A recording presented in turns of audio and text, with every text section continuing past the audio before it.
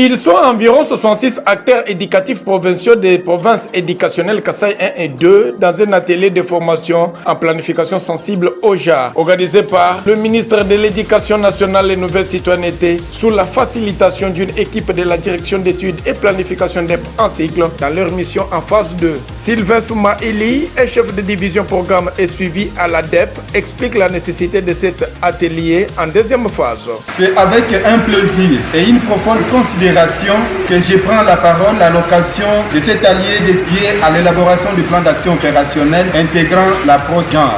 Permettez-moi tout d'abord de remercier chacun d'entre vous pour votre présence. Vous avez abandonné vos familles et certains même au cours de leur voyage ont fait d'accidents, mais c'est un gage de votre engagement en faveur d'un système éducatif plus inclusif, plus équitable et plus performant. Comme vous le savez, chers participants, notre système éducatif s'inscrit aujourd'hui dans une dynamique de réformes portées par les valeurs de justice sociale, d'égalité des chances et de redevabilité. Dans ce cadre, la prise en compte des besoins différenciés des filles, des garçons, des femmes et des hommes dans la planification et la mise en œuvre des politiques éducatives est un impératif. Malheureusement, fort est de constater que dans nos pratiques de planification et de budgétisation, la dimension genre reste encore insuffisamment considérée. Cette situation, mesdames et messieurs, limite non seulement l'efficacité de nos interventions, mais également contribue à perturber les inégalités dans l'accès, la rétention et la réussite scolaire. C'est pourquoi, avec l'appui financier du Partenariat mondial pour l'éducation, GP, sous la coordination de la Banque mondiale à travers les projets PEKIP et sous les leaders éclairés de Madame le ministre de l'Éducation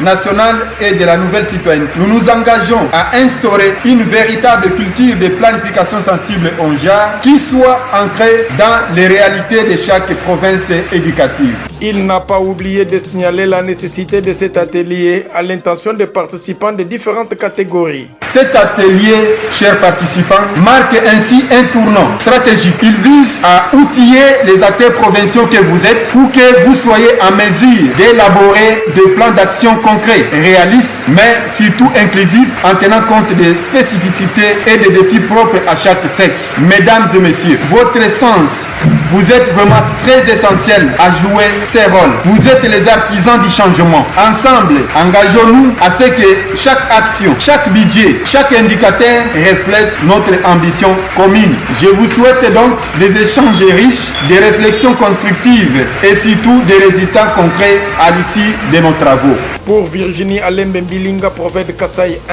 elle a aussi montré l'importance de ces assises pour l'avenir des enfants kassaïens en matière du genre. Il a été constaté par de nombreuses évaluations humanitaires et gouvernementales que les garçons et les filles accèdent à l'enseignement primaire à des taux similaires et il n'y a qu'une différence de 2,8%.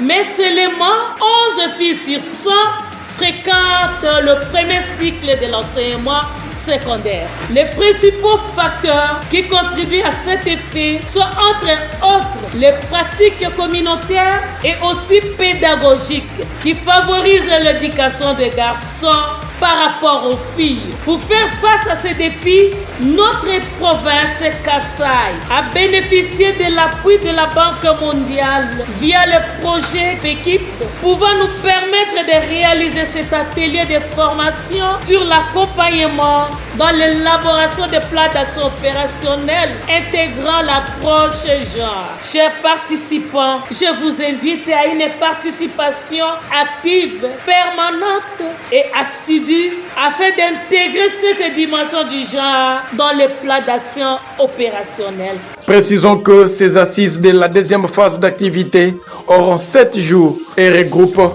2 prophètes de Kasaï 1 et 2, tous les sous-prophètes, les chargés de planification et les chargés en genre.